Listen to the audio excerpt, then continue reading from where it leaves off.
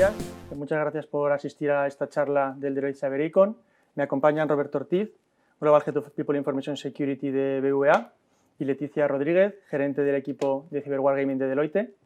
La charla que vamos a tener a continuación se titula ¿Cómo entrenar a una organización ante ciberincidentes? Para ello, Leticia nos va a mostrar cómo desde Deloitte entendemos la importancia del entrenamiento 360 en todos los ambientes, tanto técnicos como estratégicos dentro de la organización.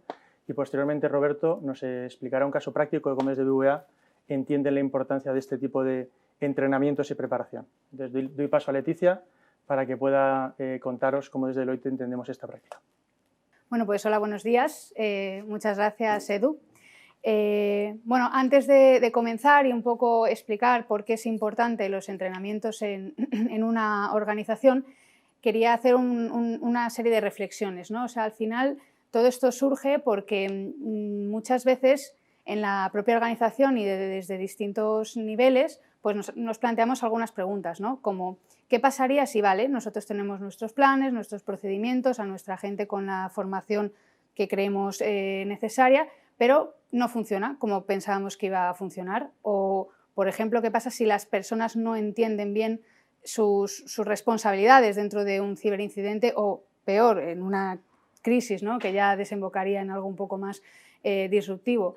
¿Qué pasa? ¿Con quién contactamos? ¿Qué pasa si las regulaciones, bueno, cambian de repente? ¿Y cómo podemos hacer, ¿no?, para adaptarnos a todo este ambiente cambiante, sobre todo en el caso de los ciberincidentes, ¿no? Entonces, pues, ¿cómo podemos solucionar todas estas preocupaciones? Pues creemos que es muy importante entrenar, pero entrenar desde un punto de vista no solo ya de la propia formación, ¿no? Por irnos a un caso práctico, yo qué sé, cómo funciona un SIEM, ¿vale? Sino probar que ese entrenamiento ya, o sea, es efectivo. ¿Cómo lo hacemos? Pues realizando simulaciones de crisis o simulaciones de ciberincidentes. De esta forma podemos hacernos preguntas en un entorno controlado para ver qué no funcionaría en un caso lo más similar posible a una crisis o ciberincidente, ¿no? Entonces, pues, bueno, ¿para qué sirve este tipo de simulaciones? Sobre todo para validar estos planes y procesos, para quitarnos de asunciones falsas, ¿vale? Porque muchas veces los procesos y procedimientos pues se fabrican para cosas que asumimos que van a ocurrir, pero luego pueden no ocurrir así. Para preparar a las personas, pero sobre todo para generar confianza en la organización. Ya no solo estoy preparado, sino estamos preparados, ¿vale? Entonces, pues bueno, creemos además que esto no es solo cuestión de determinado tipo de personas, sino de toda la organización, desde el nivel más técnico, pasando por el táctico, estratégico, incluso llegando pues a la alta dirección, ¿vale? Entonces, cada uno, por cada área, tiene una serie de preocupaciones. Lo que se trata con estos juegos de guerra es ver cómo responde la organización entera. Por un poco resumir, tenemos como 3 modelos para un nivel más estratégico-táctico, que son los tabletops, las simulaciones y los wargames. Esto depende un poco de los objetivos y la audiencia a la que vayan dirigidos. Los tabletops es como un primer paso, más awareness, por decirlo de alguna forma, en el que en un escenario muy sencillito, sin apenas cambiante, en un entorno muy pasivo y solo para un grupo de personas, ponemos a prueba cierto tipo de objetivos, pues por ejemplo toma de decisiones o comunicación, con quien se contacta, etc. Pasaríamos luego a un siguiente nivel, que sean simulaciones, que esto ya es, los escenarios son cambiantes, lo que suelen es cambiar los escenarios en función de las decisiones que toman los miembros de uno o varios comités, y luego ya estarían los juegos de guerra, en los que ya pues mezclamos ubicaciones geográficas, utilizamos las herramientas de los clientes, bueno, de las distintas organizaciones, para ya probarlo un poco más en detalle. Y además es normalmente el peor escenario posible. Y por último, ya para los equipos más técnicos, lo que creemos es que es muy bueno practicar en un entorno controlado, pero claro, a un nivel más técnico hay que probar cierto tipo de habilidades también técnicas. Por tanto, lo que proponemos es una infraestructura real, pero fuera de la infraestructura de la organización, de forma que se puedan probar ataques reales y ver cómo reaccionan estos equipos ante los mismos. Entonces, pues, bueno, luego ya se puede mezclar todo, ¿no? Se puede mezclar en una misma simulación un juego de guerra, pues a las personas tácticas con las más operativas o incluso la alta dirección. Sin embargo, de todas formas, es importante recalcar que aunque estos entrenamientos son muy, muy útiles y de verdad se identifican muchas brechas y gaps, no son reales, no son la cura para todo, son extremadamente difíciles de planificar en algunos casos, ¿vale? Porque hay que estudiar muchos planes, procedimientos y adaptarlos.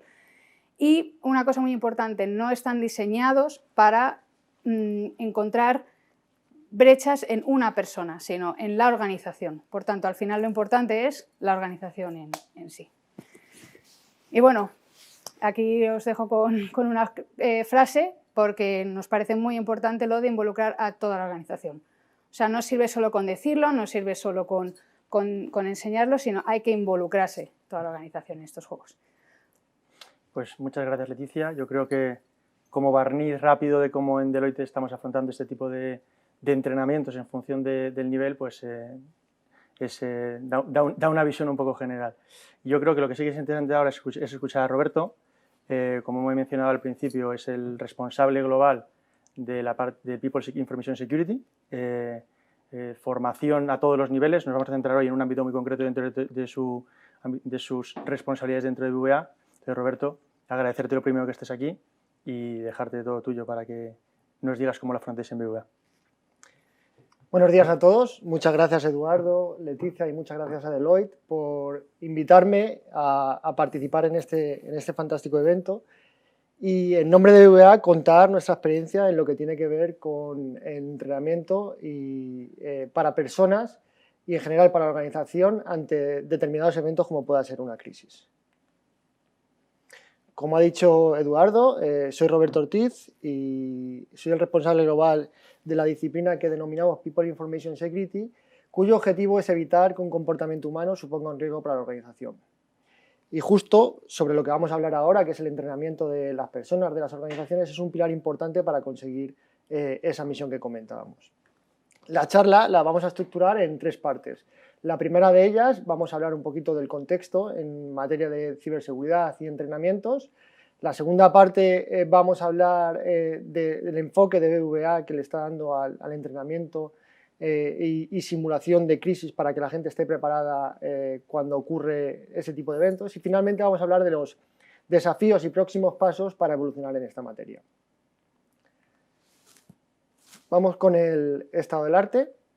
Esta transparencia lo que nos muestra es, por un lado, la variedad de atacantes a las que nos estamos enfrentando actualmente. Está sacado de un reporte de Deloitte, donde año tras año nos enseñan cuáles son las amenazas o los actores principales a los que nos enfrentamos. En este caso, pues, está dividido en sofisticación de los ataques y persistencia de estos atacantes. Tenemos hasta desde fallos accidentales a temas mucho más estructurados, como pueda ser ataques Estado-Nación, delincuencia organizada, etc.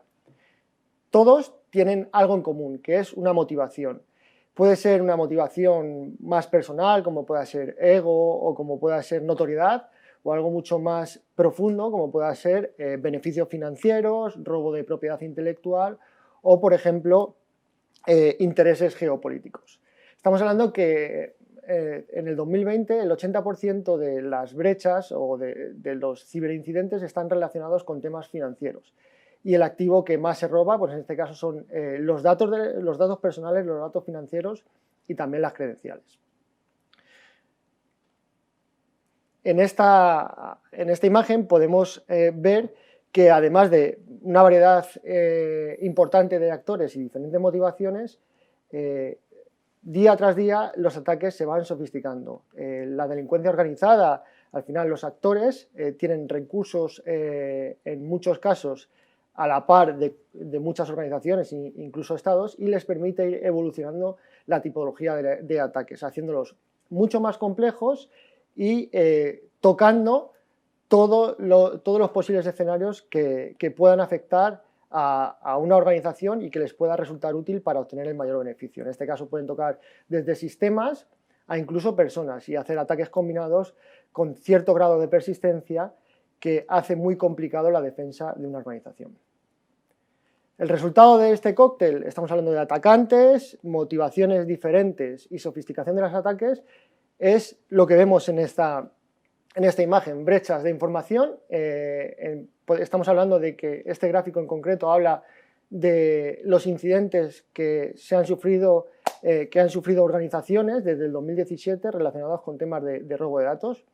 El volumen de los activos robados es indicado por el tamaño de cada una de esas bolas que aparecen en el gráfico. Esto nos muestra que todas las empresas están expuestas a este tipo de ataques y por lo tanto es algo de lo que preocuparse y sobre todo de lo que ocuparse. Pues bien, una crisis de este estilo, sin entrenamiento, sin ninguna duda es igual a desastre. ¿Y por qué una crisis llega a ser un desastre y en otros casos no? Hemos enumerado 7 parámetros básicos o 7 principales factores que pueden influir en que una crisis sea un desastre o no, ¿no? Muchas veces el propio enfoque de la compañía influye en la gestión de la crisis, ¿no? Un enfoque arrogante donde la organización piense que esto a ellos no les va a pasar o que si les pasase lo que están viendo en las noticias ellos lo iban a gestionar de una forma adecuada, hace que los equipos encargados de la gestión de esa crisis se relajen y no tomen las medidas de seguridad oportunas y no tengan esa capacidad de respuesta óptima ante una crisis de esa magnitud. Por otro lado, la falta de planes de emergencia o de planes para afrontar la crisis es algo que indudablemente convierte un problema en un desastre. Pero de nada sirve tener esos planes si no se entrenan, si no se trabajan con los principales empleados que tienen la misión de mitigar el impacto de un ataque de ese estilo. Y no sirve tampoco de nada entrenarlos la primera vez que se publican esos planes y dejarlos en un cajón, ¿no? Lo ideal es que de forma recurrente se estén trabajando entrenamientos en base a esos planes para que las personas encargadas de mitigar el impacto o de trabajar para restablecer la normalidad estén preparados y estén entrenados para el momento de la verdad. Por otro lado, también existen unos enfoques proactivos de las organizaciones que básicamente ignoran las señales que vienen del exterior y que de alguna manera les están indicando que o van a ser víctimas de un próximo ataque o están siendo ya parte de un ataque. En ese sentido, si ignoramos esas señales, es muy complicado que estemos trabajando para preparar a los empleados para combatir con efectividad esas situaciones. Estamos hablando también que muchas organizaciones evitan o no están trabajando la monitorización tanto de eventos internos como de eventos externos. Esto es, día a día aparecen nuevos actores, nuevos modus operandi, nuevas técnicas que utilizan la ciberdelincuencia para atacar a las compañías. Si todo esto no lo tenemos en cuenta y no monitorizamos nuestro entorno, es muy complicado adaptar los sistemas de protección y adaptar a las personas para que combatan de una forma eficiente. Y finalmente, en muchas ocasiones se trabaja el entrenamiento de los empleados y de los equipos operativos y de más alto nivel de la organización, pero con un foco en casos de uso, ¿no? Con un foco más específico de escenarios concretos y no trabajar en habilitar a las personas que están involucradas en este tipo de situaciones en que adquieran los skills necesarios para adaptarse y combatir de una forma adecuada situaciones de crisis.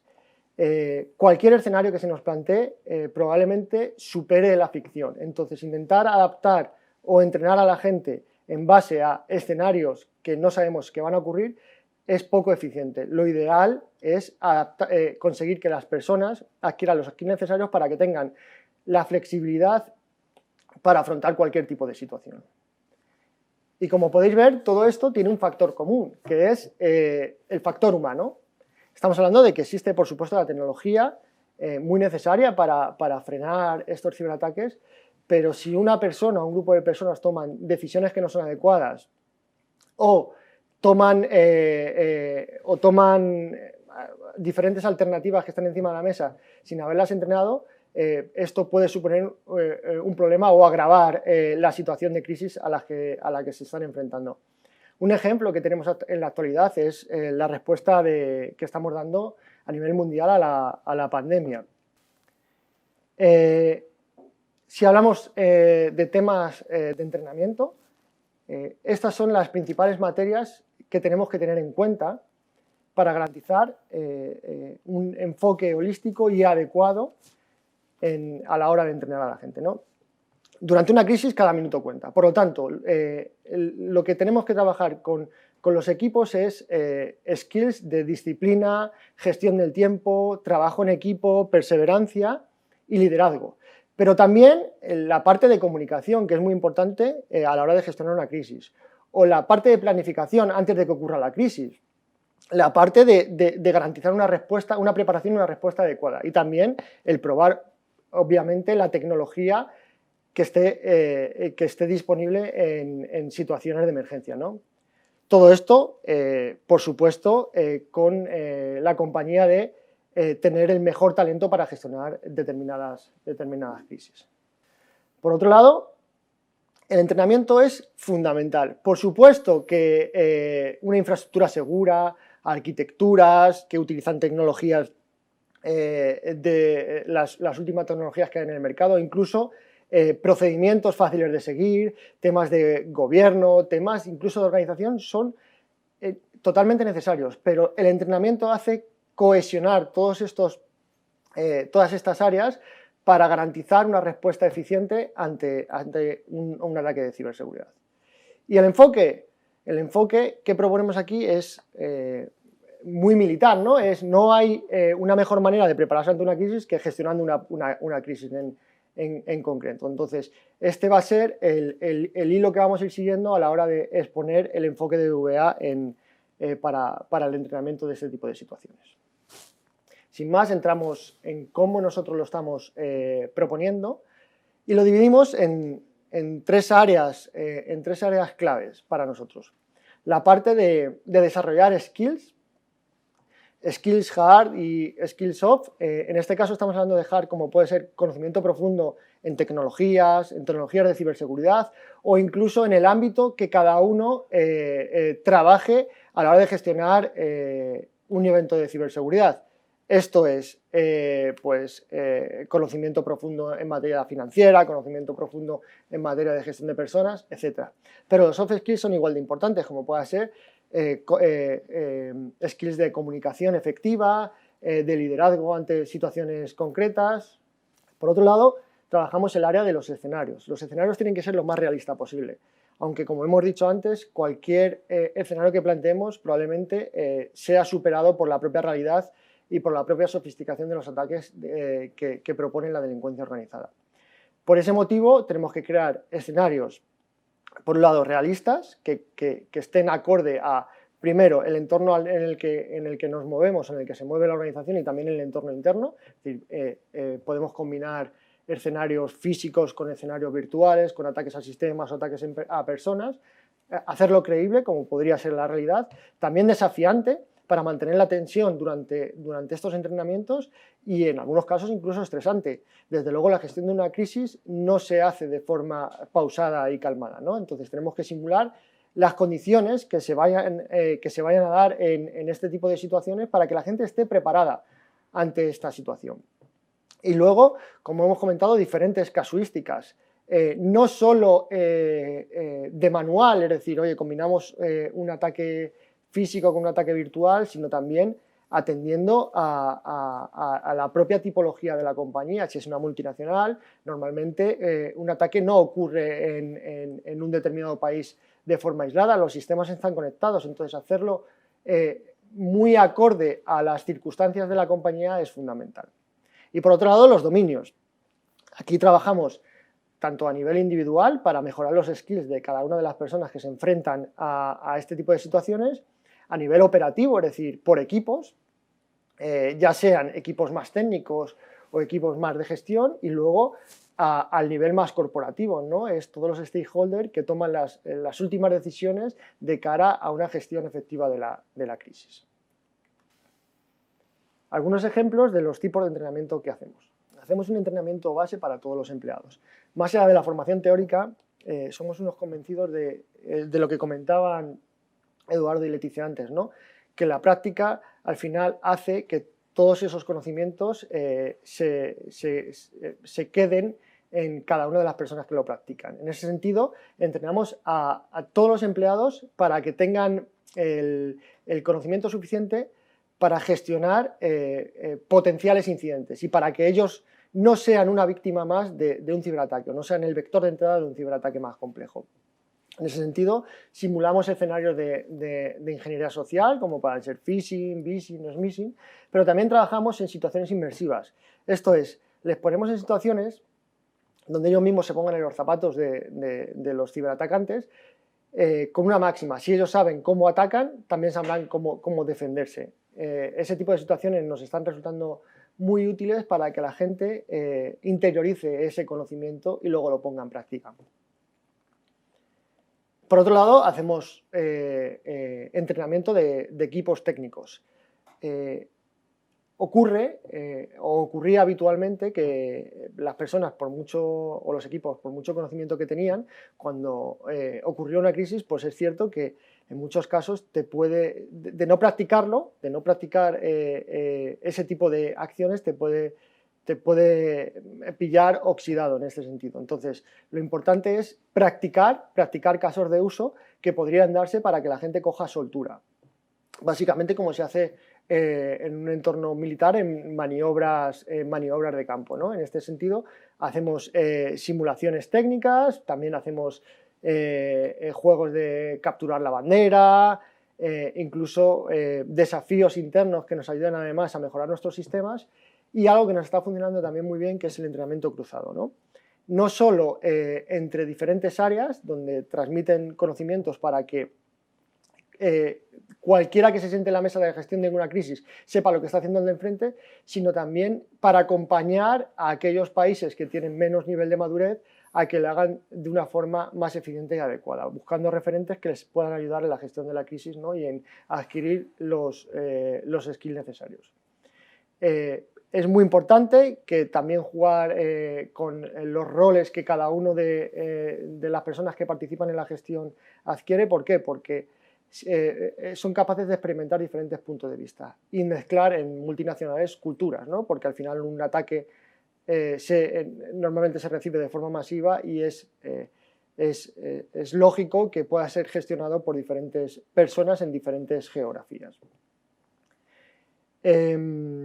Y lo que tiene en relación al más alto nivel de la organización, que por supuesto también tiene que estar preparado, pues aquí hacemos un mix de diferentes tipos de ejercicios, ¿no? Hacemos tabletops, en ese sentido, también hacemos juegos de roleplay, como juegos de guerra, desafíos, y luego un tema también que es necesario, que es el concepto de shadowing, ¿no? Cuando ocurre una crisis de verdad, en muchas ocasiones las personas que están designadas para gestionarlo, pues en algún momento pueden no estar operativas. Entonces también jugamos con roles alternativos para que estén preparados también ante todo tipo de situaciones. En resumen, creemos que hay que trabajar en diferentes dominios, individual, por equipos y de una forma más completa y a más alto nivel, con escenarios lo más reales posibles. Ir trabajándolo, agrupando el conocimiento de diferentes equipos y luego poniéndolo todo en común de una forma progresiva y con ejercicios que sean dinámicos y desafiantes para los que están participando. ¿Y a qué desafíos nos enfrentamos? Pues en este caso lo hemos dividido en 4 áreas. La parte de desafíos logísticos, pues tipos de canales de comunicación, canales de notificación, cómo se registra toda la actividad, es un desafío la parte de la descentralización, es decir, en grandes compañías es fundamental tener ese concepto claro, es decir, una crisis no se gestiona normalmente en una sala porque en esa sala es muy probable que no estén todos los participantes, entonces tienes que abrir más y descentralizar la gestión de esa crisis. Y por otro lado, el multipaís, es una organización que opera en muchos países y los sistemas los tiene conectados, también es algo obligado el entrenar de una forma multipaís a dicha organización. La parte de las personas, ¿no? Tienes que evitar que caigamos en la apatía, que la gente no confíe en la eficacia de este tipo de ejercicios, incluso no le vean valor a lo que están haciendo y se trivialice al final algo tan fundamental como es preparar para el momento de la verdad. Y luego, en lo que a personas respecta, también es importante la parte multicultural, ¿no? Porque eso afecta a la hora de tomar decisiones y a la hora de gestionar ese tipo de situaciones. Los escenarios, obviamente, estamos hablando de escenarios mucho más complejos, con aplicaciones a escala, con sistemas que están almacenados o que están gestionados en arquitecturas híbridas de cloud o en los propios edificios de la compañía. Todos esos escenarios tienen que reflejar también la realidad. Además, combinar lo que comentábamos antes, escenarios físicos con escenarios virtuales. La delincuencia organizada sofistica de tal manera sus ataques que podemos esperar cualquier cosa. Y otro de los puntos a tener en cuenta es la disrupción tecnológica, es decir, más o menos prevemos lo que va a venir y por lo menos nos tenemos que ir adaptando a ese uso de nuevas tecnologías. Y lo que a ciberseguridad respecta es sofisticación de las amenazas y tenemos que estar al día observando interna y externamente lo que está ocurriendo para estar preparados. Un problema claro de un gap en los skills de ciberseguridad que las compañías no son capaces de abastecerse para tener una fuerza de trabajo adecuada para este tipo de desafíos. Y por último, la necesidad de defender organizaciones cada vez más digitales, ¿no? Y con una exposición a los ciberataques casi infinita, ¿no? Y la situación actual de la pandemia del COVID-19 no ha hecho nada más que acelerar todo este tipo de tendencias. Estas slides solo las utilizo para evidenciar a lo que nos enfrentamos, ¿no? Disrupción tecnológica, nuevas tecnologías que más pronto que tarde van a estar disponibles en todas nuestras organizaciones y sobre las cuales tenemos que proponer casos de uso para aprender a gestionar crisis en estos entornos. Y esto es simplemente una predicción de lo que podría venirnos en temas de ciberamenazas, pero que comentaba antes, en muchos casos la realidad supera la ficción. Esto es lo que creemos que va a ocurrir, pero como los ciberdelincuentes disponen de tanto, al final de tanto presupuesto y de tantos recursos, es prácticamente impredecible a lo que nos enfrentamos.